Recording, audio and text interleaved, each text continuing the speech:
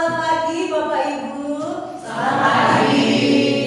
Terima kasih atas kehadiran Bapak Ibu. Saat ini kita akan bersama-sama melaksanakan kegiatan pengimbasan 7 jurus BK Hebat.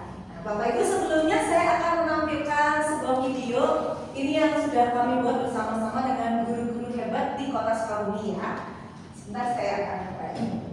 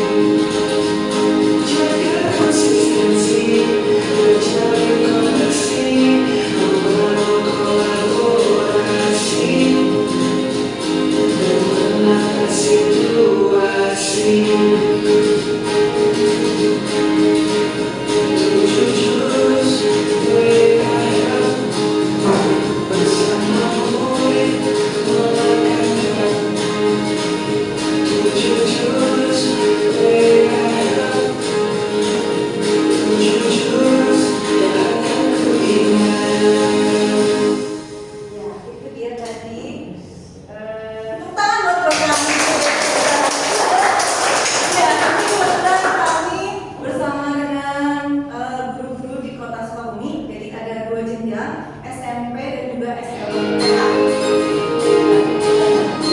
Nah, jadi Bapak Ibu, kami di tanggal 8 sampai tanggal 11 4 hari, tepatnya di SMP 12 Kota Sukabumi, kami 4 hari belajar tentang 7 jurus BK Hebat.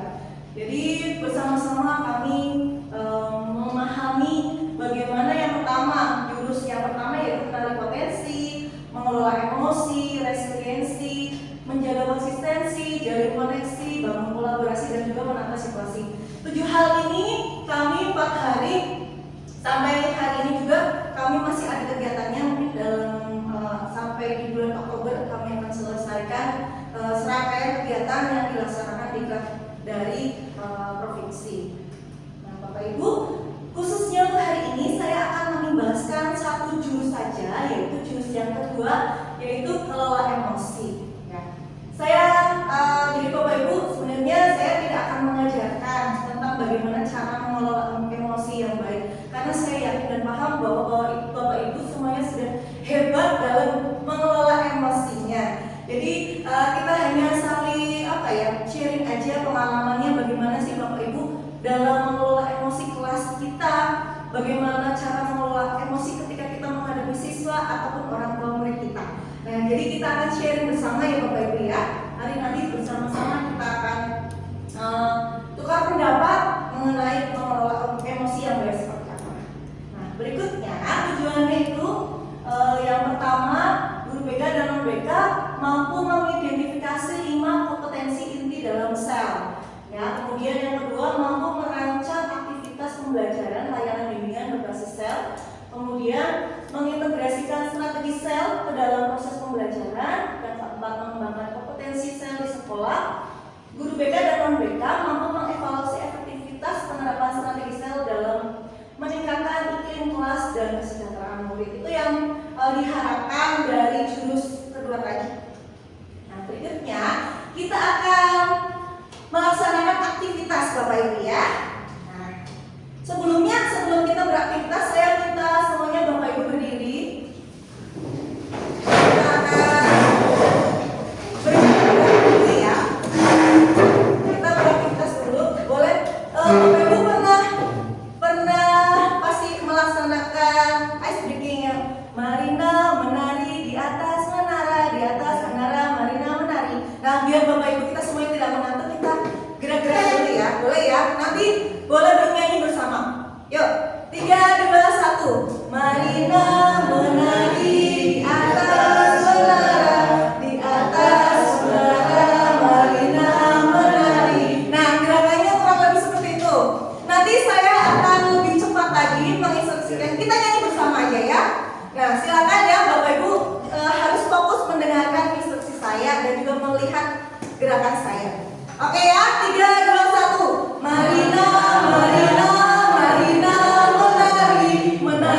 Marina menari. Kan saya bilang menari, tapi kan saya seperti ini kan. Tetap ingat saya. Boleh duduk kembali. Silakan duduk kembali. Bapak ya, jangan nanti ya Bapak Ibu. Saya akan berikan kertas. Silakan ke belakangnya dulu. Ya, terima kasih. Dia Marina menari di atas menara. Satu lagi.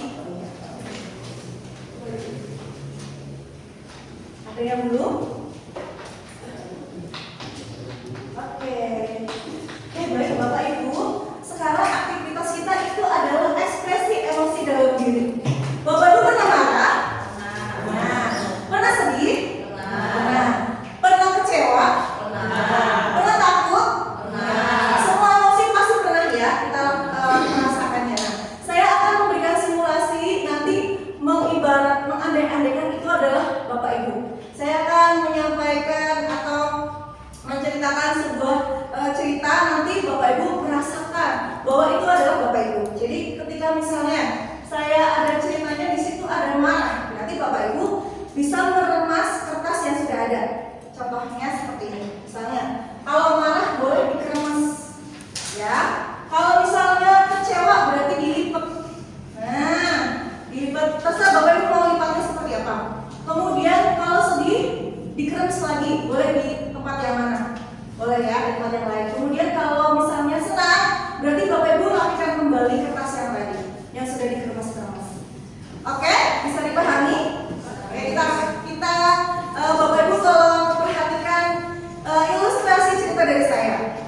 Jadi Bapak Ibu ini ada sebuah cerita di mana kita pagi-pagi berangkat pada biasanya kan di hari Senin. Kalau hari Senin biasanya kronik ya Bapak Ibu ya. Nah, kebetulan karena semalam tidurnya kita malam-malam, jadi jam 1 baru bisa tidur. Karena kita tidurnya malam, jadi pagi-paginya saya bangunnya kesiangan. Nah, boleh diekspresikan kalau misalnya Bapak Ibu sedang kesiangan? Ya, berikutnya, karena saya kesiangan, saya panik sekali.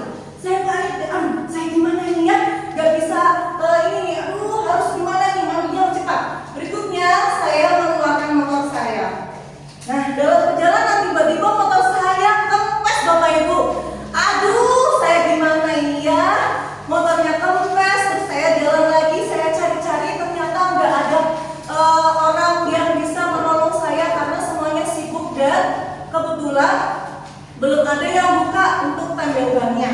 Waduh, saya gimana nih? Jadi mau nggak mau saya harus berulang payah mendorong motor saya sampai ke sekolah. Ya, puji Tuhan kita sampai ke sekolah. Kita taruh motor kita, kemudian saya masuk ke kelas, ke ruang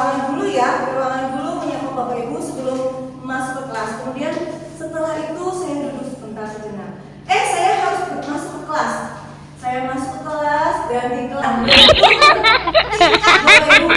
Tiba-tiba di pagi-pagi dia langsung keluar begitu saja tanpa menginformasikan anak ini kemana. Akhirnya saya kehilangan anak itu. Waduh, sudah setengah pembelajaran, kemana ini anak saya? Oh, nggak datang-datang lagi ya. Kemudian saya mencoba mencari tahu, wah ini kayaknya harus dicari ya, di mana anaknya. Saya cari-cari keliling-keliling sampai sudah mengutari sekolah kita, nggak ketemu. Ternyata anaknya bersembunyi di toilet, Bapak Ibu ya. Ternyata di toilet, Bapak Ibu, yang sudah 30 menit nggak di kelas kita. Setelah itu saya menemui anaknya. Kenapa anak kamu tidak izin keluar ya? Padahal sudah harusnya kamu minta izin dulu sebelum mau keluar dari kelas saya. Terus dia dengan ketusnya malah bilang, saya sakit Miss mah nggak tahu paham apa yang saya rasakan. Nah, dia masuk ke kelas kita dengan menutup pintu dengan kencang. Akhirnya saya saya berusaha mungkin lebih tenang lagi. Nah, begitu dia duduk ternyata masih bertingkah, ternyata dia tiduran di atas mejanya. Dia masih tiduran di atas mejanya. Malah sampai akhir jam pembelajaran dia masih tidur pulas. Dan akhirnya saya keluar dari ruangan itu dan saya menemui anak itu setelah pembelajaran selesai. Nah, sekarang Bapak Ibu, apa yang sudah Bapak Ibu rasakan ketika mensimulasikan perasaan yang sudah saya sampaikan? Sekarang boleh ya? Kita mau sharing ya Bapak Ibu, kita mau melaksanakan refleksi. Bagaimana Bapak Ibu mengisi kertasnya? Apakah ada yang banyak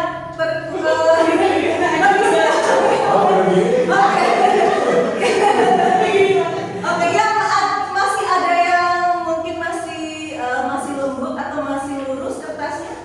Nggak ada. Oke, sama banget ya.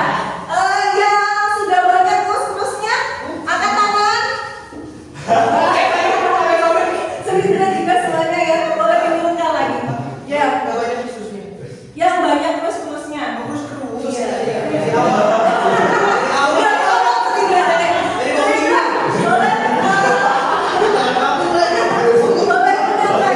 Perasaannya ketika mengeremas kertasnya itu, apa sih yang saat itu Sir Indra rasakan sehingga Sir Indra memutuskan untuk mengeremas kertasnya dengan kencang?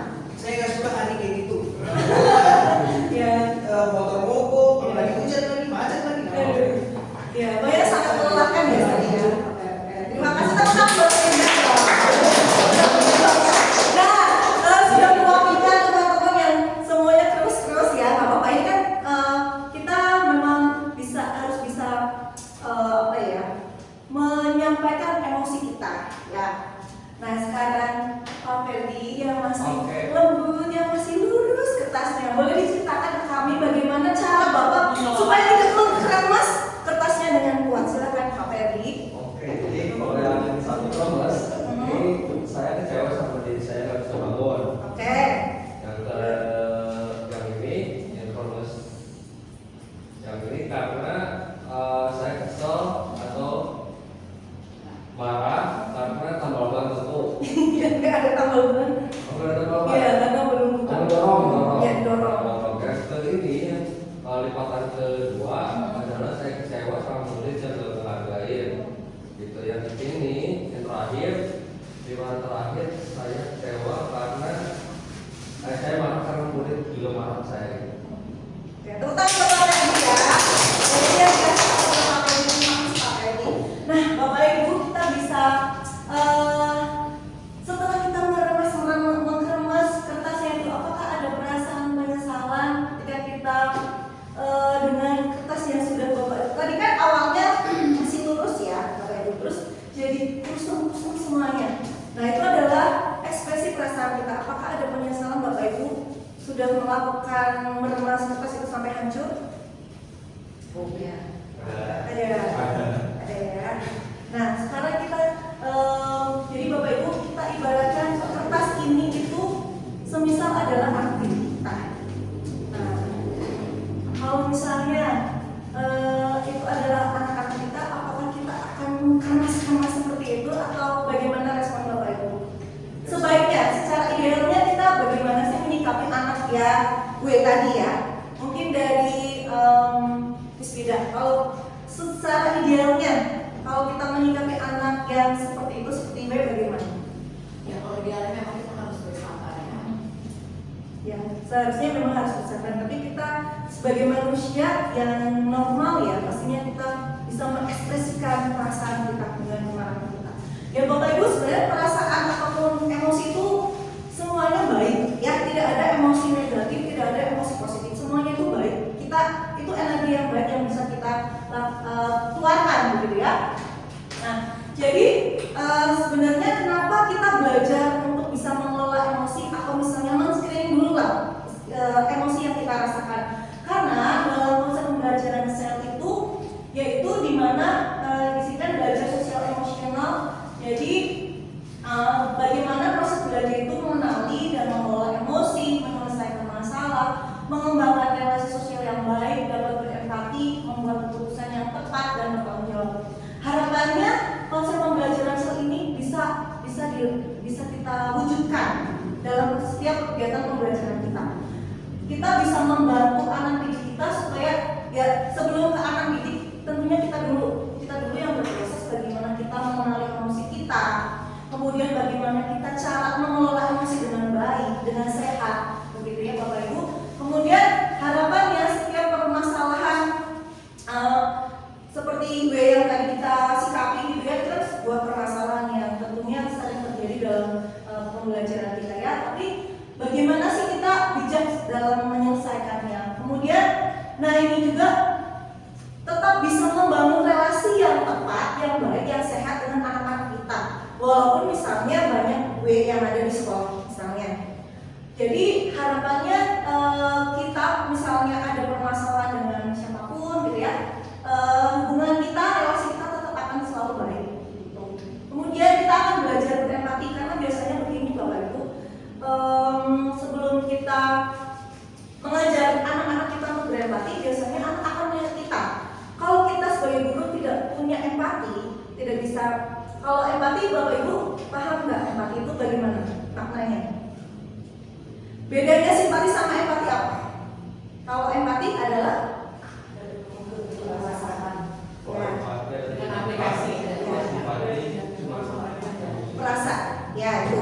Kalau simpati itu biasanya hanya merasa, cukup dimerasakan saja, tapi tidak ada aksi untuk kita bisa menolong atau bisa merespon dengan baik. Nah, jadi yang diharapkan kita sebagai guru tentunya bisa menjadi guru yang berempati dalam menyikapi setiap situasinya kepada anak didik kita, kepada rekan kita, atau kepada orang di sekitar kita. Kemudian, nah ini dalam kita memiliki emosi, Bapak Ibu ada banyak hal yang membuat kadang-kadang tuh ada banyak kasus di sekolah-sekolah Bapak Ibu, bahkan mungkin masih banyak beredar kasus-kasus di sekolah. Jadi karena gurunya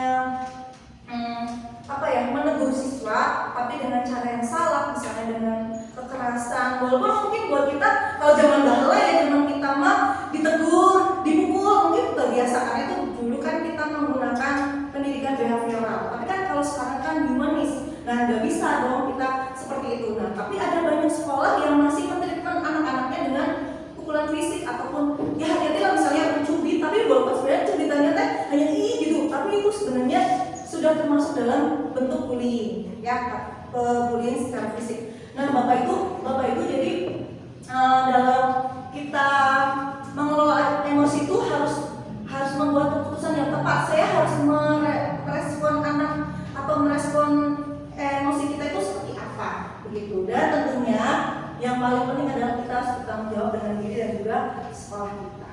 Gitu ya Bapak Ibu ya, itu harapannya.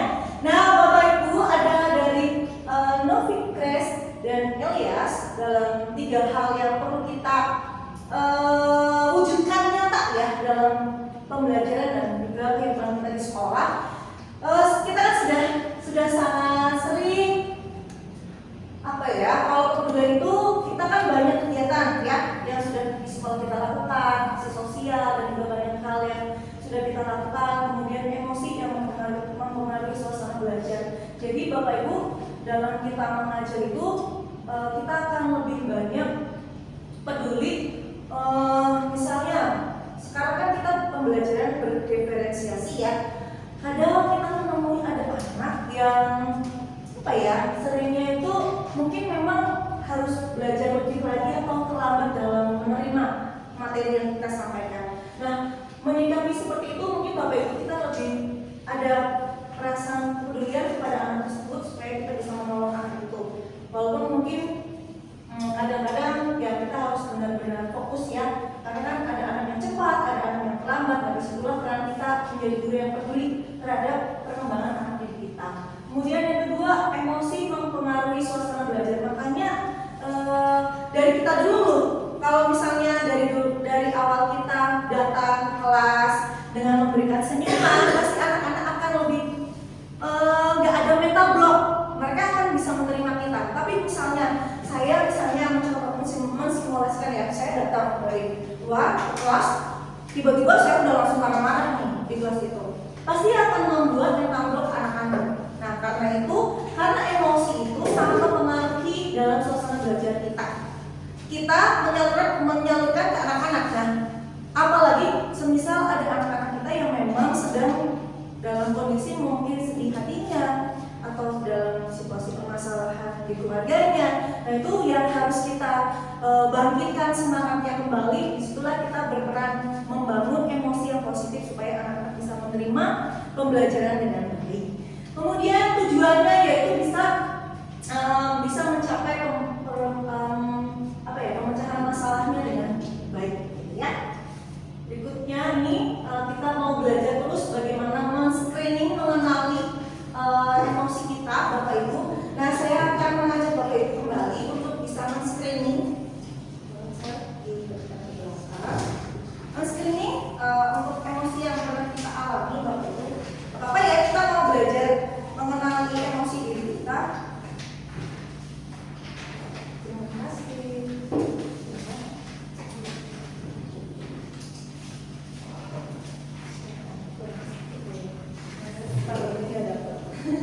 Ya, Bapak Ibu sudah ada kertas di meja Bapak Ibu. Silakan Bapak Ibu. Kalau semisal Bapak Ibu kan di sini ada kertas ya, ya.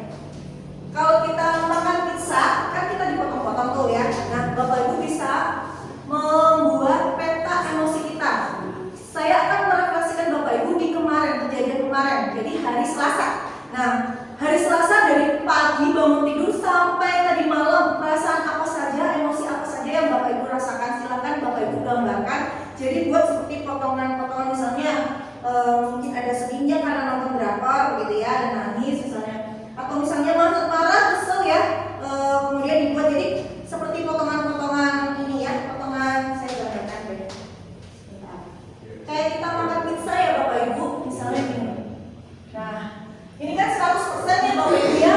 Misalnya nih, saya punya potongan emosinya marah itu banyak, karena saya ngomongnya sama Mas Moses ya, karena dia inilah kepada yang bikin saya kesel. Marahnya berarti sekitar kurang lebihnya di sini berarti ada 45%. Kemudian di sini saya buat 5%-nya itu misalnya ada senyumnya ya, berarti senang, happy, 5%-nya. Karena kemudian misalnya dibuatnya ketawa ya, ketawa berarti senang. Di sini,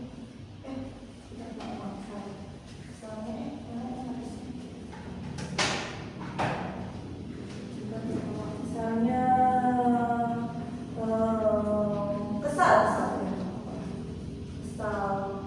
atau apapun lah ya, Bapak Ibu silakan dibuat persentasenya sampai nanti istilahnya jadi 100% di sini ya, dibuatnya 100% potongan. Silakan Bapak Ibu dibuat untuk bisa mengenali peta emosi Bapak Ibu. Silakan dibuat dari sekarang.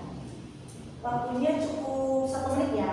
Masalahnya bukan cuma ini kan? Ya, perasaan itu sebenarnya banyak sekali Bapak Ibu. Ada sedih, kecewa, kesal, jijik misalnya, atau misalnya bangga juga bisa. Ada banyak ya Bapak Ibu. Boleh direfleksikan kemarin itu di hari Selasa.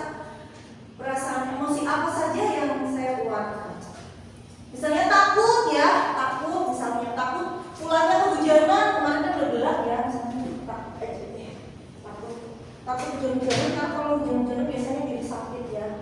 Takut misalnya 40%.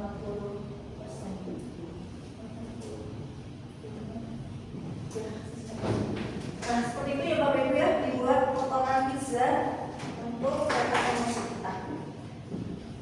Silakan Bapak Ibu merefleksikan kembali kemarin hari Selasa saya apa ya, apa aja nih yang dirasakan sama Bapak Ibu.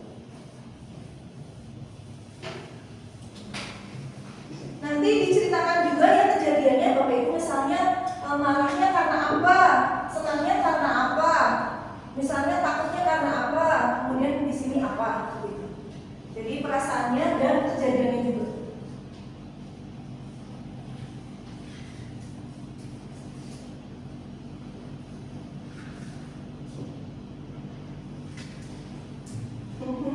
Gak apa-apa, pokoknya silahkan mengekspresikan perasaan. Iya, ekspresikan ya.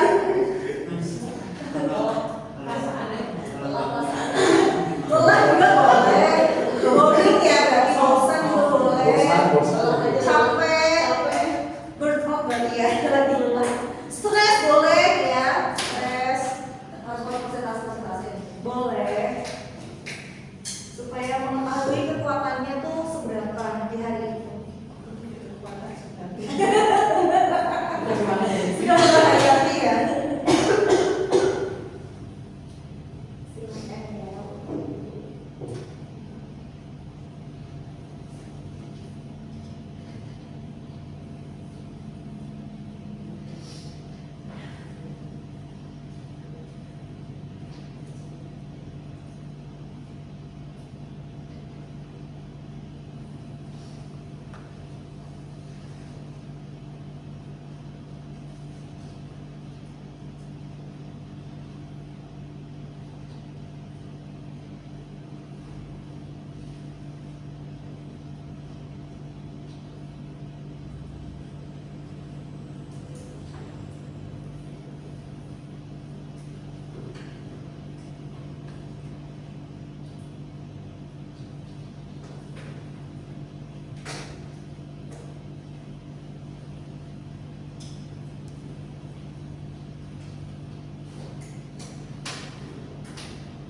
Sudah Bapak Ibu?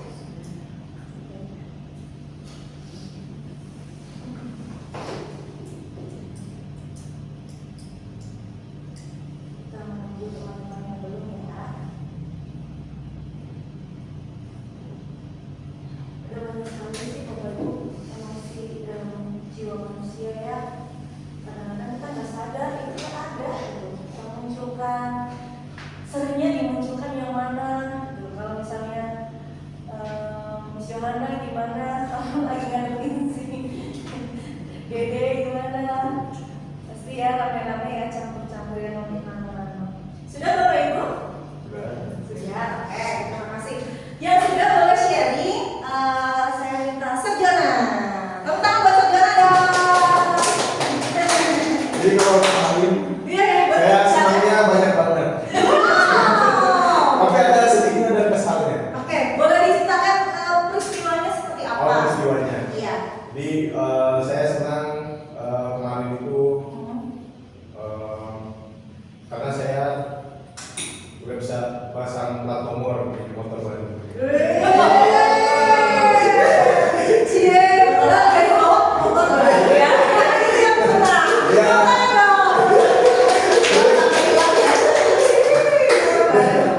Ya terus kesalnya ya karena ngambilnya jauh Oh. di Karangtengah, udah mau ke Cibadak. Iya. Jalannya macet ya Pak itu? Enggak sih, pun panas aja kan jam-jam 10 gitu dari sesi 1. Oh iya. Jadi agak panas, jadi saya kesel gitu. Sudah. Karena kepanasan. Terus juga ada sedih. Ya. Sedihnya karena tahu gorengnya tinggal sedikit waktu pagi-pagi tuh. Jadi saya nggak makan. Kesal sama orang. Iya. Seperti itu ya perasaan saya kemarin. Ada lagi? Sudah 3 aja. Oke, tepuk tangan buat saudara. Ya, Bapak Ibu, ya itulah perasaan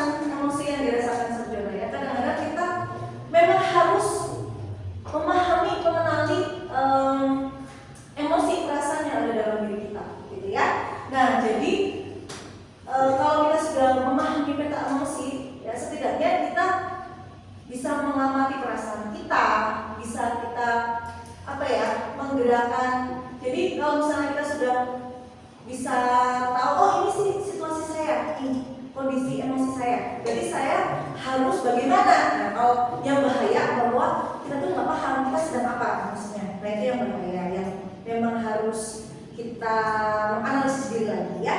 Nah Bapak Ibu sepertinya sudah sangat sadar sekali, udah aware sekali dengan emosi yang kita alami ya. Nah berikutnya, jadi Bapak Ibu dari perasaan-perasaan emosi yang sudah kita miliki itu, nah kita perlu mengendalikannya. Jadi kan ya harus bisa mengendalikan emosi kita, yaitu dengan cara kita melabelkan dulu, menamakan dulu. Nah jadi di sini ya Bu, Bapak, name it, tap it. Jadi bagaimana kita menamai dan mengenali perasaan emosi kita. Nah jadi dengan kita mengendalikan reaksinya dari otak kita. Nah Bapak Ibu, kita akan tadi kan sudah belajar mengenali emosinya. Nah sekarang kita mau bereaksinya seperti apa. Jadi ada yang namanya otak neokortex. Nah pasti misalnya tahu ini apa. Iya. Jadi bagaimana kalau misalnya neokorteksnya kita sering bekerja, biasanya ini untuk mempertimbangkan hal yang logis dan juga jadi baik buruk. Kayak misalnya lampu merahnya lah ya dalam manusia mengekspresikannya emosi kita, mereaksikannya gitu ya. Nah itu adalah neokortex, yaitu apa ya, yang bisa meragu-ragu lah ya, kita boleh atau tidak gitu ya. Nah sebaliknya kalau misalnya kita sering menggunakan otak reptil atau reptilian brain, itu biasanya jadi akan sering marah-marah dan tidak terkendali. Nah jadi biasanya kalau orang yang sering menggunakan reptil brain itu biasanya di sini ya fight atau flight, jadi tempur atau kabur. Nah Bapak Ibu sering pakai yang mana?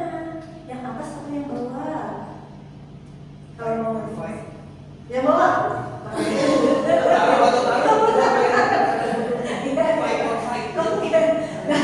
Bapak Ibu sekarang kita mau belajar mungkin kita dulu masih banyak menggunakan reptil, saya juga sering menggunakan reptilnya ya. Nah sekarang kita mau belajar bagaimana kita menggunakan mengurangi intensitas menggunakan reptilnya kita. Nah gimana caranya? Jadi kalau misalnya kan ada otak limbik itu, bagaimana kita memfungsikan supaya kita bisa berempati, dan neokorteksnya itu bertugas untuk berpikir logis ya yang tadi ya.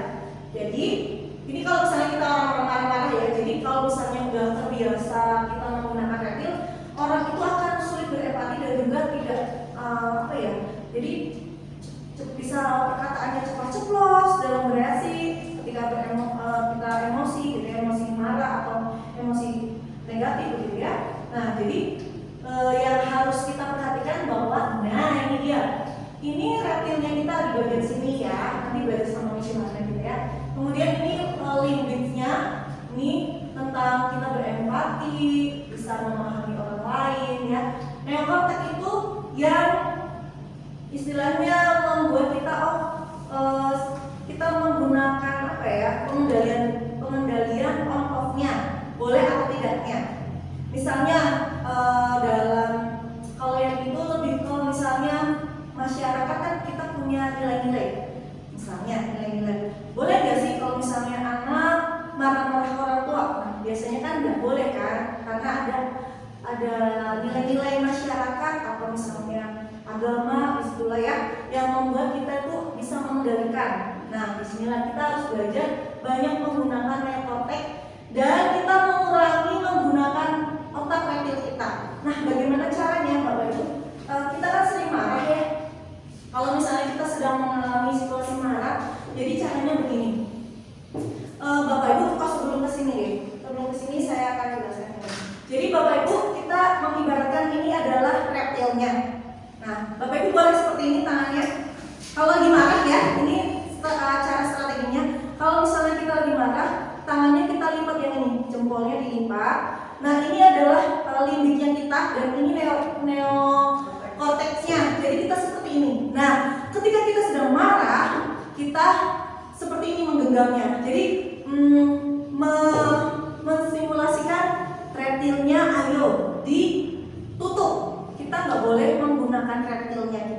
Jadi supaya kita mungkin membiasakan diri ya, kalau misalnya lagi menghadapi WW yang lain yang banyak itu, jadi kita ingat tekniknya.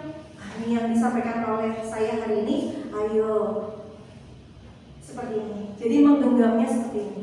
Nah, tangan kita mengepal seperti ini.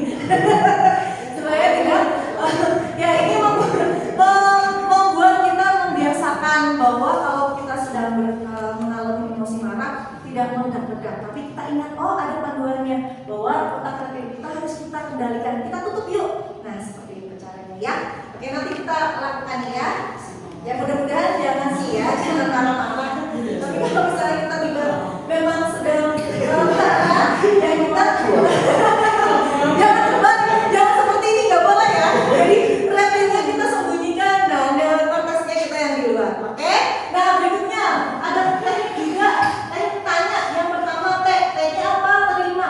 Jadi kita tadi kan sudah memahami tarik nafas dulu pelan-pelan. Ada tarik nafas yang pelan itu nanti Bapak Ibu hitung. Ada yang kalau misalnya cuma 3 kali udah bisa merelakskan diri. Tapi kalau misalnya situasinya lagi benar-benar kacau, emosi kita meledak-ledak, mungkin 10 kali baru kita bisa melepaskan dengan pelan-pelan. Jadi itu bukan ya, tapi nah itu yang benar. Tarik nafasnya pelan, hembusnya pelan-pelan. Itu sudah 3 kali. Kalau misalnya kita sudah bisa, puji Tuhan. Tapi kalau misalnya 3 kali tarik nafas hitungan ketiga kita belum bisa tenang, berarti kita ke 10 kali. Kalau belum ya berarti kita harus diam dulu. Di sini kan, jadi ini ya menerima dengan tarik nafas dalam-dalam. Ya. Berikutnya amati. Kita mengamati bagaimana reaksi yang terjadi di dalam kepalamu. Apakah merasa sedih? Nah jadi misalnya nih, kita kan paham bahwa aku lagi sedih misalnya, atau lagi marah. Berarti kan kita memahami itu ya, mengamati. Oh misalnya orang lain juga, orang itu sedang marah juga nih. Misalnya saya marah, orang itu juga marah. Bagaimana kita harus bisa mengamati, meresponi apa yang ada di sekitar kita, gitu ya. Nah berikutnya N-nya, nikmati dengan duduk diam, tetap tenang dalam kendali. Jadi kalau misalnya, makanya kalau misalnya ada orang yang marah-marah, biasanya disuruh duduk, tenang dulu, duduk dulu. Nah, duduk, diam, tarik nafas, gitu ya. Mungkin kita nanti boleh dilakukan kalau misalnya lagi dalam situasi yang mungkin adalah momennya kita memiliki emosi yang dahsyat, gitu ya. Berikutnya, Y-nya itu yakini bahwa kamu lebih hebat dan kuat daripada emosimu. Jadi Bapak Ibu, emosi itu memang kita miliki, tapi jangan menyalahkan emosinya. Tapi bagaimana caranya kita bisa mengendalikan emosinya. Nah, kadang sebenarnya ada banyak kasus, saya mau lihatkan, tapi nanti kebanyakan ya. Ada banyak tayangan-tayangan bagaimana orang spontanitas. Ada satu kasus yang waktu itu dia live di sebuah tayangan di TV media ya. Nah, karena wawancaranya mungkin menyinggung perasaan bapak itu orang yang penting ya. Terus tiba-tiba si wawancaranya disiram pakai air minuman yang ada di situ. Nah itu seluruh live loh, seluruh Indonesia, mungkin luar negeri juga melihat. Artinya Bapak Ibu hati-hati ketika kita memiliki perasaan atau meresponinya, ya Bapak Ibu harus ini bahwa kita yang mengendalikan, bukan kita dikendalikan oleh emosi kita. Ya. Nah aksi yaitu setelah semua terkendali lakukan tindakan atau respon yang positif. Jadi ada rumusnya Bapak Ibu. Nah rumusnya kita pakai rumus I message, yaitu saya merasa dan saya berharap. Ketika misalnya nih contohnya ya, misalnya tadi ya kayak anak siwe tadi yang tiba-tiba pergi nggak izin keluar dari ruangan kelas kita.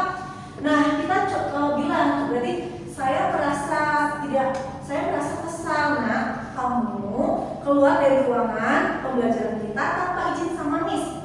Nah saya berharap nanti di lain waktu kamu tidak seperti itu.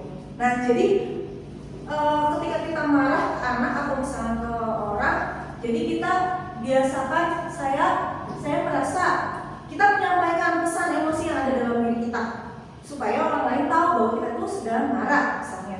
Dan ada harapan juga, saya berharap kamu tidak mengulangnya. Nah, jadi itu lebih singkat dan padat untuk bisa kita lakukan ke anak-anak. Karena kalau misalnya nih, kadang kan biasanya, kenapa kamu keluar? Gak izin sama kita. Lalalala. Nah, yang ada tuh kita ratingnya yang banyak keluar tuh. Nah, sedangkan anak itu merasa nggak tahan. Kadang-kadang tuh apa yang kita bom sampaikan itu nggak mengerti. Nah, tapi kalau misalnya kita menggunakan iMessage, saya merasa, saya berharap itu lebih akan bisa mudah dipahami oleh anak. Ya, kita akan coba ya Bapak Ibu ya, nanti ya.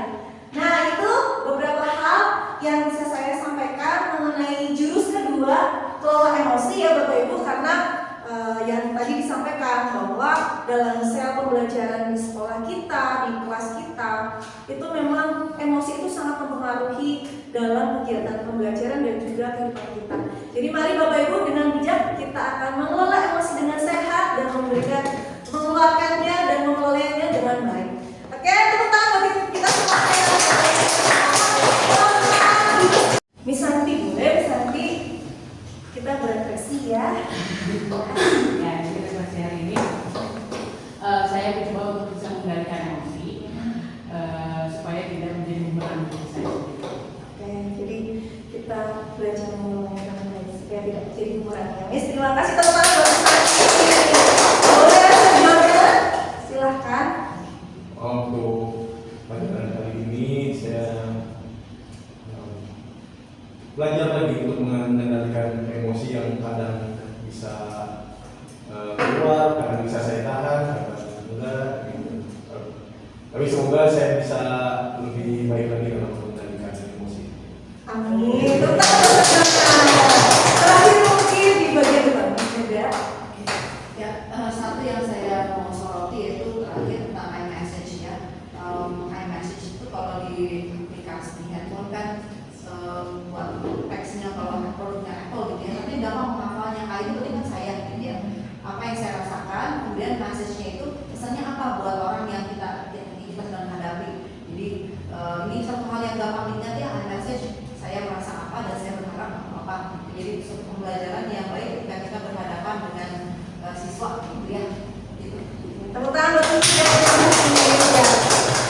Kita makan ya Bapak Ibu ya. Oke, terima kasih. Sepertinya sudah cukup ya untuk refleksi kita hari ini.